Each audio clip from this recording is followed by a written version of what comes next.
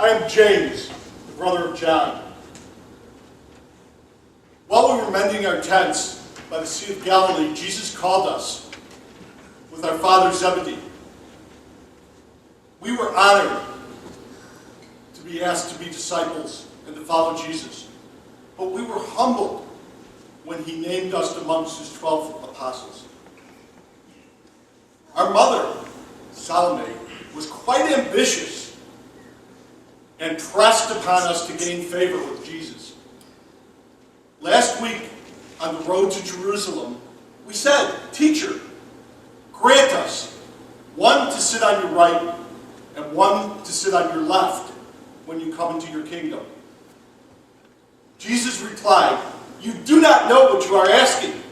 Can you drink from my cup and be baptized in the baptism which I am baptized in?" And we smiled and said, "Lord, we can." And then he replied, "You surely shall drink from my cup and be baptized in the baptism which I am baptized." When the others had heard this, they were quite angry. But then Jesus reminded us that those who would be first must be the servant to all. And he demonstrated this by washing our feet before supper.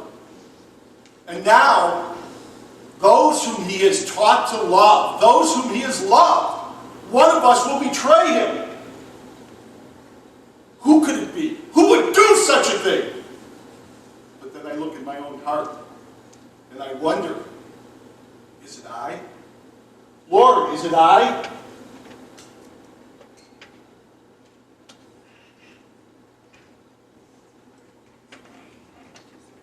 I am Andrew, the brother of Simon Peter, the man who first brought his own brother to the Lord. I'm not a gifted man, just an ordinary, average man like any one of you. But I have tried to do what I could to serve the Master with the gifts and talents that I have.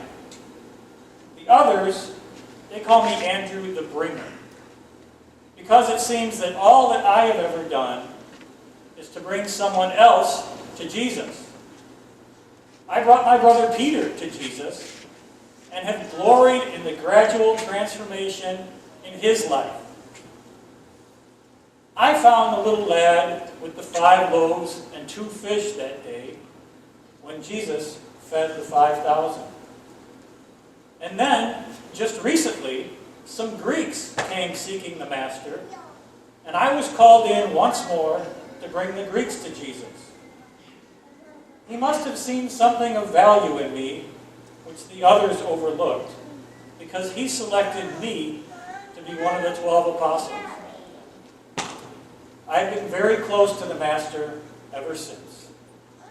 I may not have been in the inner circle like Peter, but I haven't been in the outer circle either. I've been a friend and companion to my Lord.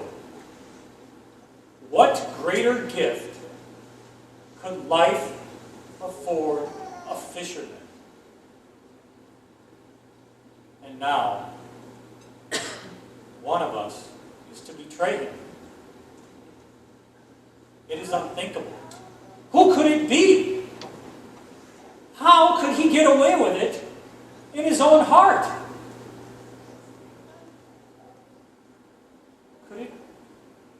Could it be Andrew, the Bringer? Is it I? Is it I?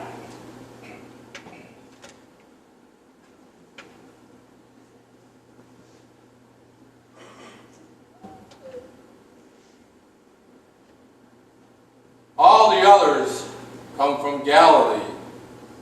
My home is in the village of Cariat in Judea. Here, I am known as Judas of Cariat, or Judas Iscariot, the only Judean in the group. The others must have had confidence in me, for they have elected me as their treasurer.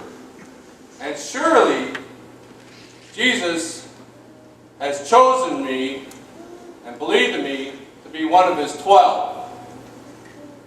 Some say that I have appropriated these funds for myself, and that the words that Jesus spoke for the love of money and greed were personally directed at me. Of course, I complained when Mary washed his feet with that expensive ointment and perfume. I still think it was a waste of money. And if I conspired with the chief priest and have 30 pieces of silver on my person, that's my affair.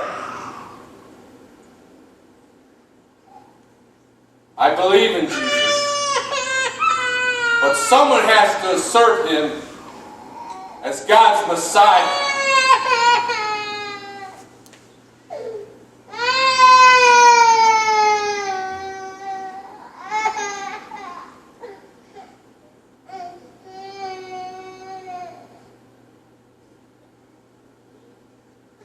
He says he knows what I have done.